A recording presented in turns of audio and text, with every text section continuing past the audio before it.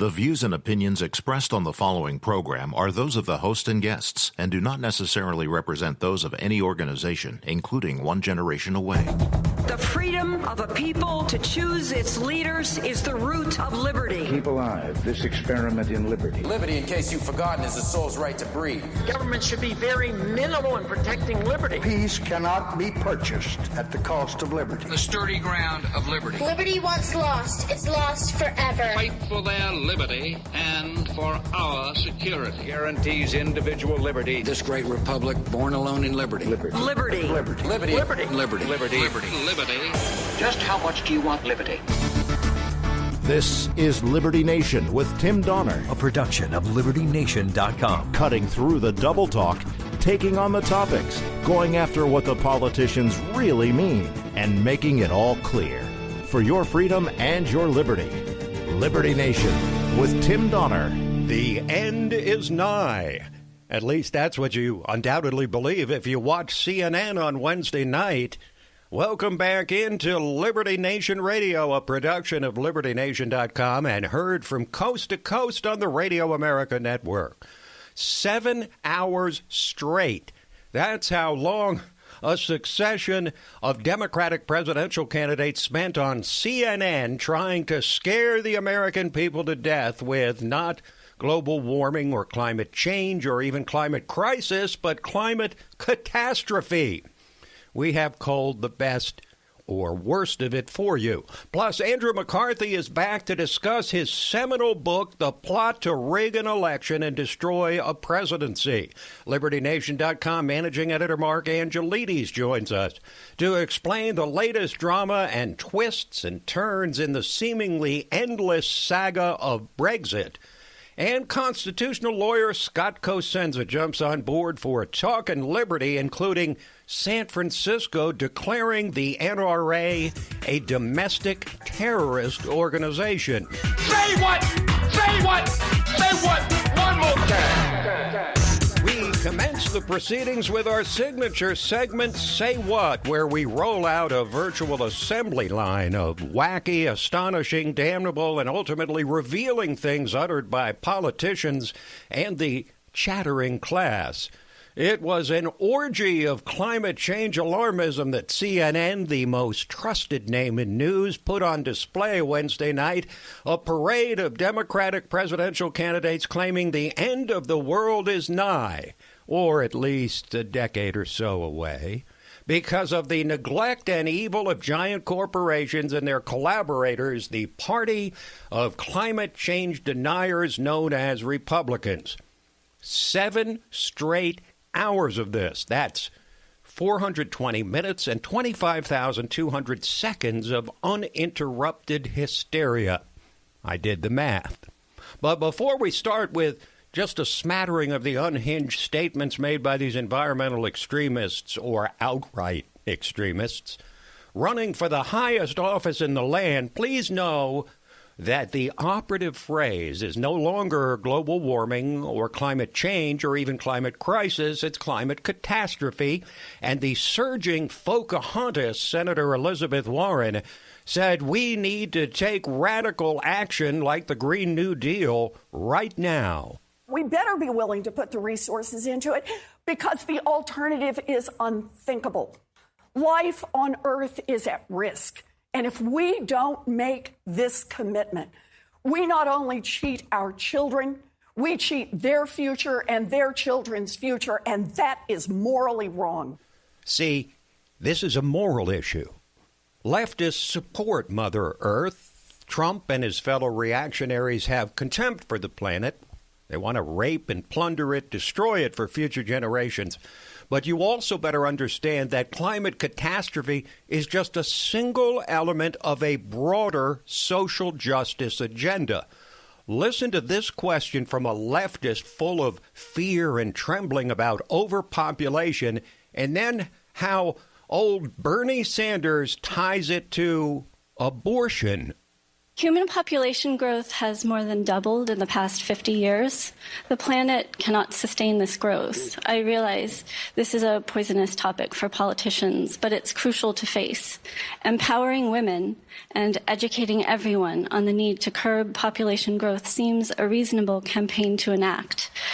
Would you be courageous enough to discuss this issue and make it a key feature of a plan to address climate catastrophe? Well, Martha, the answer is yes.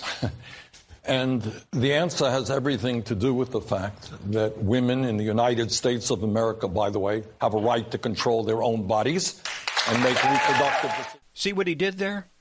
Bernie agrees with the thoroughly discredited proposition that population control will reduce world poverty, something the left was screaming for decades ago, but which never succeeded in reducing poverty.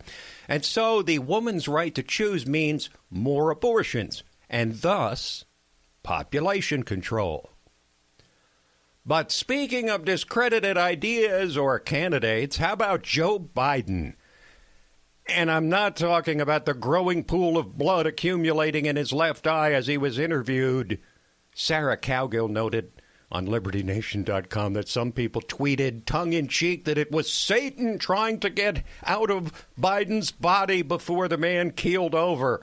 But anyway, Biden wants to take cars off the road with a solution that's already proven way too expensive and way too inaccessible for the average citizen. And of course, old Joe stumbled his way to the answer. Should the U.S. ban fossil fuel exports, as some other candidates are calling for? Well, I think we should, in fact, depending on what it is they're exporting for, what they're replacing. Everything is incremental. Everything is incremental. For example, you talked earlier about transportation. I've been pushing really hard for mass transit and for rail. We can take millions of vehicles off the road if we had high-speed rail. I've been a champion of that for the last 25 years. California is the leader in trying to substitute rail transit for buses, but their heavy rail project connecting the northern and southern parts of the state was scrapped this year because even California couldn't get away with the massive tax increases it would take to finance it. But from big trains, we moved to something much smaller, and Kamala Harris. And plastic straws are a big thing right now. Yeah. Do you ban plastic straws? I think we should. Yes. I mean, look, I'm going to be honest. It's really difficult to drink out of a paper straw when if you don't gulp it down immediately, it starts to bend. Yes. And then, the little thing catches it. And then, so we got to kind of perfect that one a little bit more. Kamala constantly gives the impression that she hasn't thought these things over with her casual answers. Yeah, we probably should ban plastic straws. Sure, why not? And she often answers questions about the toughest issues by saying we need to have a conversation about that, as if the Democratic primary is not the place to have the conversation. Maybe that's why Kamala is stalled in single digits in the polls. But not to be outdone by CNN on climate catastrophe, MSNBC decided to bring on Spartacus, Senator Cory Booker, to answer the rhetorical questions of host Chris Hayes. It does feel like a matter of time, just a question of when, of how many climate disasters we're going to see increasingly here on the mainland of the United States. This is no longer up for debate in most Americans' hearts and minds, except for a narrow group of leadership that is doing the bidding of the fossil fuel industries and other massive corporate lobbyists who are trying to stop us doing action. And meanwhile, the consensus of global scientists are saying if we do not act with a sense of urgency, in about an 11-year window, the catastrophic effects on humanity, we better plan for planetary crisis, migratory problems, extremism, famines, the kind of things that if we do not act, that we will see on the planet Earth. There's no such thing as a global scientist like Spartacus referred to, or even a climate scientist. These are not actual fields. They're not accredited fields. They don't exist, except in the environmental fantasies of the left. But lest you think this climate change alarmism is just a conversation the left is having with itself, listen to Tom Wilson, the CEO of Allstate Insurance Company, which is settling claims on Hurricane Dorian, which mostly affected the Bahamas. The United States, anyway, has dodged a bullet because these storms are big these days, and this is really all about climate change. This is a 1 in a 500-year storm. The only issue is there's been 26 in the last 10 years. Whether it's a wildfire, it's hail, it's hurricanes, and people are not protected from floods. They're not protected from giant hail. So we have to help them get better prepared. We have to build the houses differently. We have to adjust to the fact that the weather's different. I'm wondering when in the history of recorded civilization the weather now and the weather last year or 20 years ago or 50 years ago or 100 years ago were not different. But be afraid. Be very afraid, the Democrats warn. Mother Earth is angry, and unless we outlaw the fossil fuels which drive our entire economy, wipe them off the face of the earth, we are certainly on the eve of destruction. Quick break, and then we're back to discuss the latest bizarre twists and turns in the bizarre tale of Brexit. Liberty Nation with Tim Donner. Where can you find honest political commentary with sobering analysis, accountability, deconstructing threats to our liberty, and boldly reporting the truth? Subscribe to the LibertyNation.com YouTube channel, where facts matter.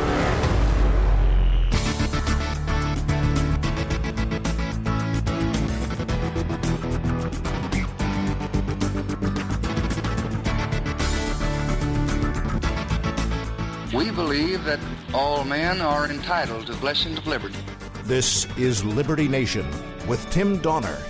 So Boris Johnson, the controversial new Prime Minister of Britain, says he'd rather be dead in a ditch than ask the European Union to delay Brexit. It's been more than 3 years since the people of Britain voted by a decisive margin to leave the European Union, but an intransigent parliament and pro-EU political establishment has made the life of Brexiteers a living hell, with a succession of no votes on every Brexit separation agreement Theresa May and now Boris Johnson have put forward. And with a hard deadline of October 31st, appropriately enough, Halloween, we won't even have Parliament to kick around for a while at least. Joining us to discuss the latest of these seemingly endless twists in the road to Brexit is LibertyNation.com managing editor and international correspondent Mark Angelides from across the big pond known as the Atlantic Ocean. Mark, has the climate catastrophe discussed for 420 straight minutes on CNN this week rendered your islands over there like a new Atlantis, underwater paradise? Well, you know, there's a lot of descriptions about where Atlantis actually was, and I would say that in Plato's Republic, he was pretty much describing where we are today. It used to be a paradise, but it got hit by our version of Hurricane Dorian. Yeah, paradise lost, I suppose. So, Boris Johnson, the Trump-like new leader of your country, unlike Theresa May, has made it crystal clear that he will get Britain out of the EU come hell or high water. But now, Parliament has pushed back, and Bojo, as he's called, has purged almost 24 Tory members of Parliament who refused to support his latest Brexit proposal. Explain what the hell happened and whether, as the establishment media has claimed, this represents a stunning defeat for Boris Johnson. Okay, well, let's start with the second part of the question. Was this a stunning defeat? Well, it was certainly a defeat. There's no denying that. Was it stunning? That really depends on your definition of stunning. Do you mean surprising? Not really. Do you mean, was it something with which to make the British people gasp at the sheer audacity of what the parliamentarians did? Then quite possibly, yes, it was stunning in that respect. But what you've got, the situation, to sum it up, is that with Boris's proroguing of Parliament, which essentially just means shutting down Parliament, ready for the next Queen's speech to begin a new session, which is a regular thing to do. It's very, very normal. With that, the people who are opposed to Brexit seem to think that, quite rightly, that what was going to happen was they couldn't do anything to stop Brexit before the October 31st deadline. So what they've done here is they pushed through a bill that essentially ties the hands of the negotiators or cuts their feet off, depending on which analogy you prefer. But what it means is that the UK can't leave the European Union without a deal. Now, I'm sure you've done one or two deals in your time, Tim, and if the person sitting across the negotiating table from you said straight away, look, I'm not allowed to leave this room until I get a deal, I can't do anything else, I have to take a deal, regardless of what that deal is, then you'd probably be rubbing your hands right now.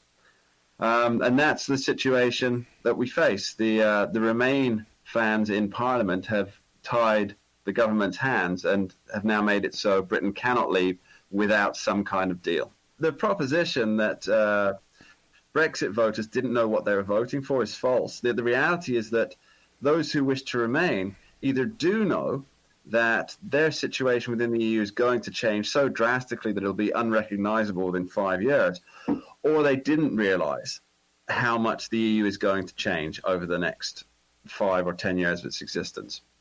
Now, it seems like as the Democrats head inexorably towards nominating a radical leftist candidate for president, that Trump versus whatever radical the Democrats run really resembles Bojo, Boris Johnson, against Jeremy Corbyn, the far-left leader of the Labour Party in Britain. A real symmetry, it seems, in the polarization of the two sides, an outspoken nationalist on one side, a globalist socialist on the other, both utterly reviled by their opposition. Do you see that same symmetry? Yeah, very, very, very much so. It's two different standpoints going forward. Although, don't be fooled too much into thinking that Boris Johnson is an out-and-out nationalist. He's very much an internationalist. Then why is he? Then why, Mark, is he so intent on closing the deal on Brexit if he's an internationalist? Well, I mean, Brexit is an internationalist cause. It's something that often gets overlooked. One of the main selling points of Brexit was that Britain will be able to enter into trade negotiations and trade deals and cooperations with countries all over the world, which they're not allowed to do under the European Union. Right. Britain is not allowed to do its own trade deals, organize its own things. So Brexit is very much an internationalist movement, but not a globalist one. Okay. You have sort of parse the difference in a way that I think we can understand, even though I got to tell you, for those of us on the other side of the pond, this whole Brexit drama is difficult to comprehend, and we're talking about a country in the grips of a Trump presidency where there's stuff you can't understand that happens every single day. So it's confusing for all of us. Thanks for joining us, Mark. My pleasure. Mark Angelides, managing editor of LibertyNation.com. Quick break, and then we're back with Andrew McCarthy and the plot to rig an election and destroy a presidency. Liberty Nation with Tim Donner. Exhausted by all the fake news? On LibertyNation.com's YouTube channel, facts and fresh, bold analysis are what you get without the leftist spin. Subscribe today to the LibertyNation.com YouTube channel because truth is making a comeback.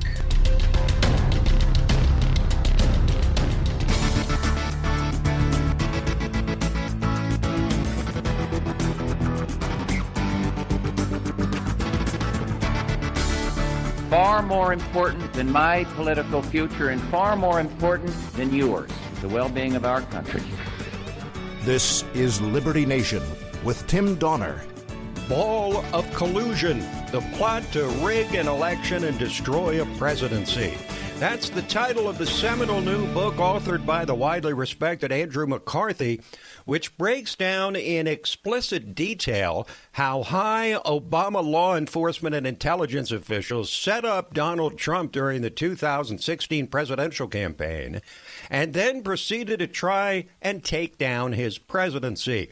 In the first part of our interview, which we played you a couple of weeks ago, Mr. McCarthy laid out the gory details of how George Papadopoulos was set up as an unwitting dupe and how it all spiraled down from there and ultimately led to the Robert Mueller special counsel investigation.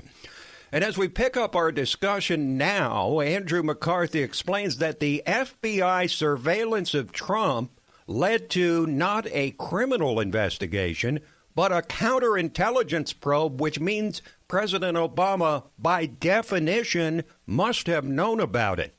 Counterintelligence investigations are done only for the president. The only purpose of doing counterintelligence investigations is to gather information so that the president can protect the country against foreign threats to American interests.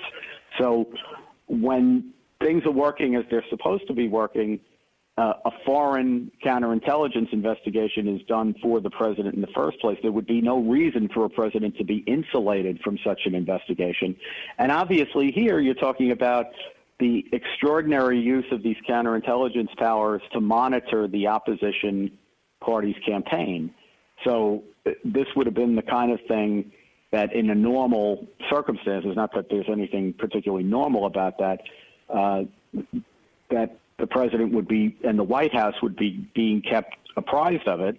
And we, of course, have indications both in the text messages between Strzok and Page, in the news reporting, particularly with respect to Michael Flynn, where it was explicitly reported based on government leaks from the Obama administration that administration officials were monitoring that investigation, that the FBI was reporting to them.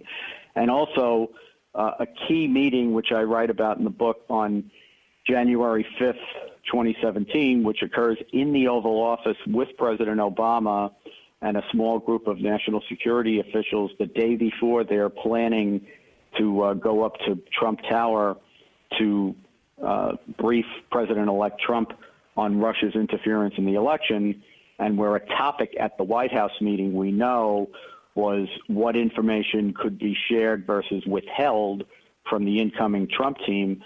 We know that President Obama participated directly in the decision-making in connection with this investigation. Now, we hear much about James Comey and the FBI when it comes to the surveillance of the Trump campaign, but what about the other key players, particularly CIA Director John Brennan and James Clapper, Director of National Intelligence? Where and how exactly do they fit into this narrative? Well, I think the key player in the narrative is John Brennan, who was the CIA director for President Obama. Originally, he was President Obama's, I believe, Homeland Security advisor at the White House, and then I think it was in the second term, he became the CIA director. There's a history of the CIA and the intelligence community widely in the Obama administration using and distorting American intelligence in support of administration storytelling and political narratives, such as this whole nonsense about how the Benghazi atrocity was caused by an anti-Muslim video. That's probably the most notorious event, but it's hardly the only one. Mm-hmm. I think Brennan was involved in this from the beginning. As I noted before, I think the strands of intelligence that became the ultimate investigation go back to the second half of 2015, shortly after Donald Trump joined the campaign. And this is not me reading tea leaves. Brennan himself has testified in congressional hearings that he was something of a clearinghouse, that he wanted to make sure that all of the information that was coming in to the intelligence community from foreign sources was made available to the FBI, because the CIA by its charter and by federal law, is not allowed to operate domestically. My theory in the book, and I think that history bears this out, is that President Obama, in April of 2016, in a national television interview by Chris Wallace on Fox News, made it very clear, very publicly, that he did not want Mrs. Clinton to be charged. He rationalized that her offense wasn't that big of a deal and claimed that she was essentially innocent because she hadn't intended to harm national security, even though a motive to harm national security is not an element of of the offenses she was being investigated for. To my mind, once the commander-in-chief, the head of the Obama administration, announced that he didn't want Mrs. Clinton charged, Mrs. Clinton was not going to be charged, and the rest is all details. There was no way the Obama Justice Department was going to charge her, and certainly the FBI, which doesn't have charging authority, was not going to charge her. Now, with the maximum degree of specificity you feel comfortable with, what exactly do you expect the Justice Department Inspector General Michael Horowitz to uncover in his internal investigation of how the Justice Department conducted this surveillance of Trump or participated in it? Well, I think that from what I understand from the reporting, that Horowitz is focused on what's generally referred to as FISA abuse. And what he's homing in on is what the FBI presented to the FISA court and how forthcoming they were, both about the background of their main informant, Christopher Steele, the information that was withheld from the court about Steele, particularly that he was actually working for the Democratic National Committee and the Trump and the Clinton campaign ultimately. And I think also what Horowitz will look at closely is how the FBI performed as assessed by the requirement in their own procedures that they only present verified information to the FISA court. Seems very clear to me that the information that was presented to the court was not only not corroborated, in some instances it was flatly wrong, and in some instances it was knowingly wrong. So taking into account that those under investigation are now part of the so-called swamp, the Washington establishment, and that the media is almost certain to try and minimize any damage to the Democrats, what do you envision as the worst that could happen to Peter Strzok and Lisa Page and James Comey and John Brennan and James Clapper and Hillary Clinton or anyone else? Well, I try not to get out in front of that sort of stuff. I really, as I've said to, as I say in the book, and as I've said to any number of people, I think if you make the potential prosecution of the people who are involved in this, and if you go into it with an eye that they were involved in a well planned out conspiracy from the get-go, rather than that they made egregious errors in judgment as they went along, it's going to be very hard to get to the bottom of what happened here. So my advice, for what it's worth, is that we need to get a full factual rendering, a reckoning of what actually happened here. And then if it turns out that, people made black and white misrepresentations to courts and the kind of thing that gets prosecuted all the time, then I'd say let the chips fall where they may. But for those who think that the comeuppance here is that there's going to be some massive conspiracy case against Justice Department officials and the FBI, and that the Clinton emails investigation is actually going to be resuscitated and revised, even though most of it is stale and beyond the statute of limitations for federal law enforcement, I think they're going to be sorely disappointed. We should just hope here that we get to the bottom, we get a full accounting of what happened, and we can take whatever reasonable steps are necessary to try to prevent it from happening again. So let's get a conclusion. Was this, as you see it, the insurance policy against the possibility, however long it may have been, of Trump being elected, and then the soft coup d'etat that Trump supporters have claimed it to be? Well, coup d'etat is a kind of an extreme characterization of this, in that I do believe that they wanted to make Trump's presidential term as short as they could make it. And what I mean by that is, if they could find a crime that was worthy of impeachment and removal, that they'd be able to verify, and they'd be able to convince enough senators, which is a high bar in our impeachment law, to remove the president. I'm sure they would have done it. But I've always thought that the main goal here was political, and that it was to basically render Trump politically unelectable by the time of the 2020 election, with the understanding, again, that if they could remove him before then, they would.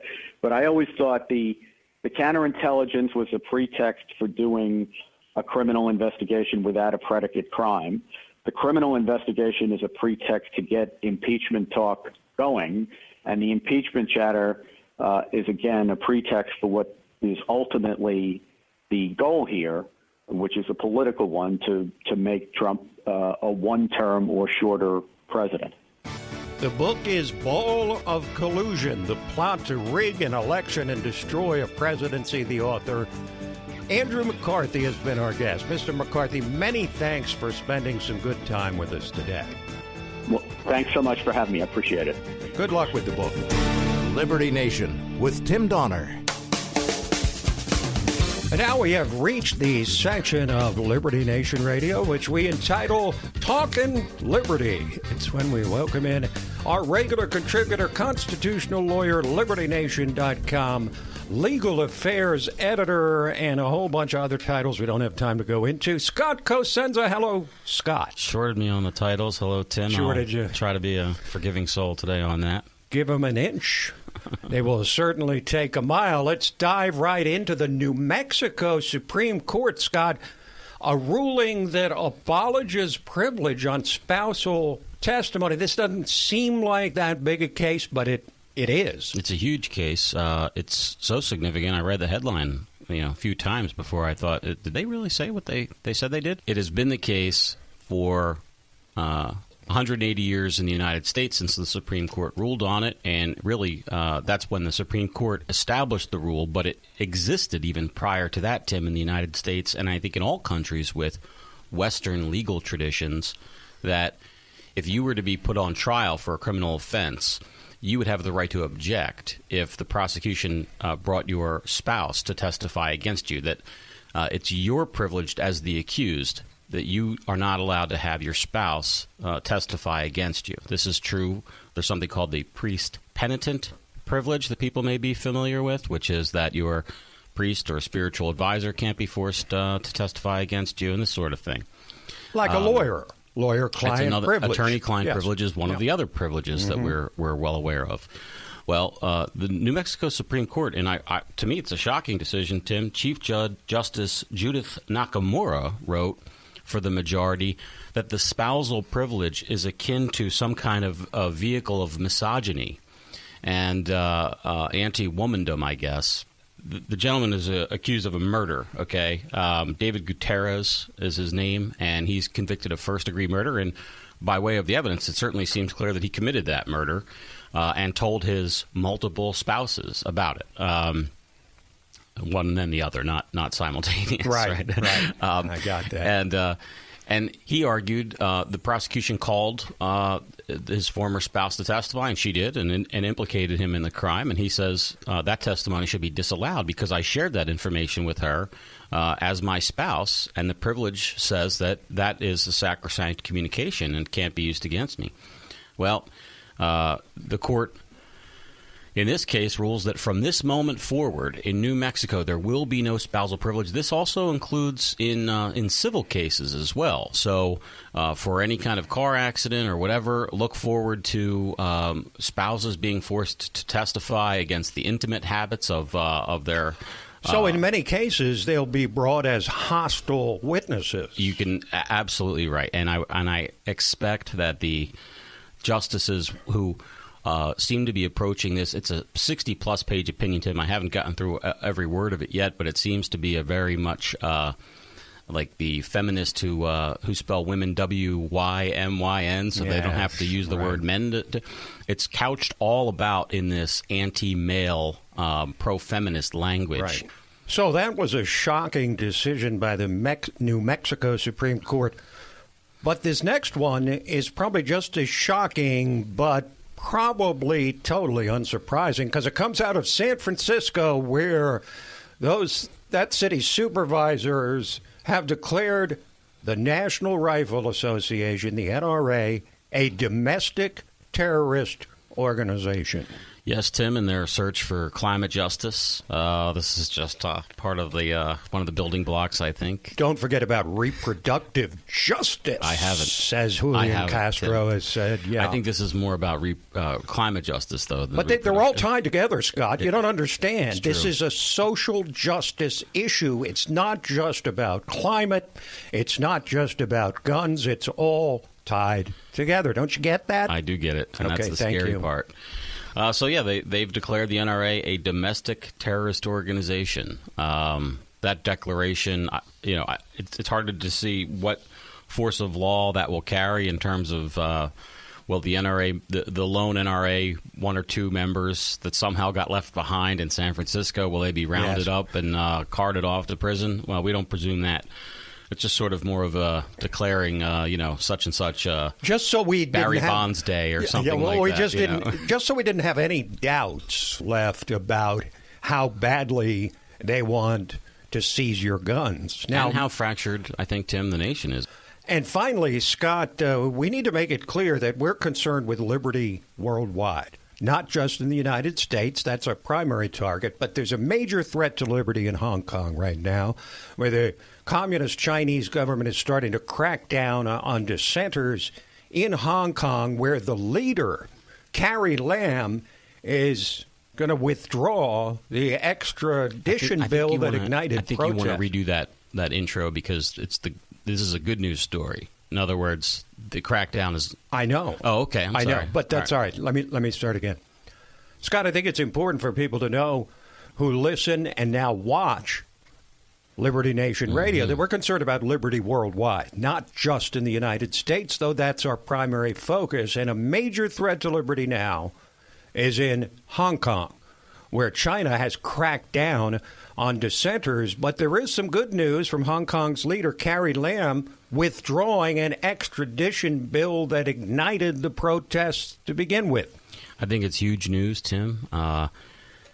The protesters, their chief demand was that this bill would be withdrawn. Ms. Lam had said some months ago that it was dead, that they weren't going to do anything about it, but it was not formally withdrawn. And so the protesters and the protest movement thought that they were just going to try to wait for things to kind of simmer down and then basically send it through very quickly in the future. This formal withdrawal of the bill makes that less likely and is seen by them and those monitoring as a win for the forces of liberty and against the forces of the Chinese Communist Party, who is behind all of this sort of movement to basically make the island of Hong Kong less independent and make it more dependent on the mainland and more subject to the control of the Chinese Communist Party. So it's all great news, and we hope that they'll continue fighting for freedom and liberty and successfully in China. Their work is certainly cut out for them. Thank you, Scott. Thanks, Tim. This program, Liberty Nation Radio and LibertyNation.com's own podcast, The Uprising, hosted by Scott, and The Rabbit Hole, Politics and Prose, Where Past is Prologue, hosted by Mark Angelides. All of it available on demand anytime, anywhere at LibertyNation.com and from fine podcast providers everywhere. So that is it for this week, but we'll be back at you next week, same time, same station. Till then, this is Tim Donner saying stand up for liberty, whether it's in the United States of America, Hong Kong, or anywhere else. I'm Tim Donner. See you next time.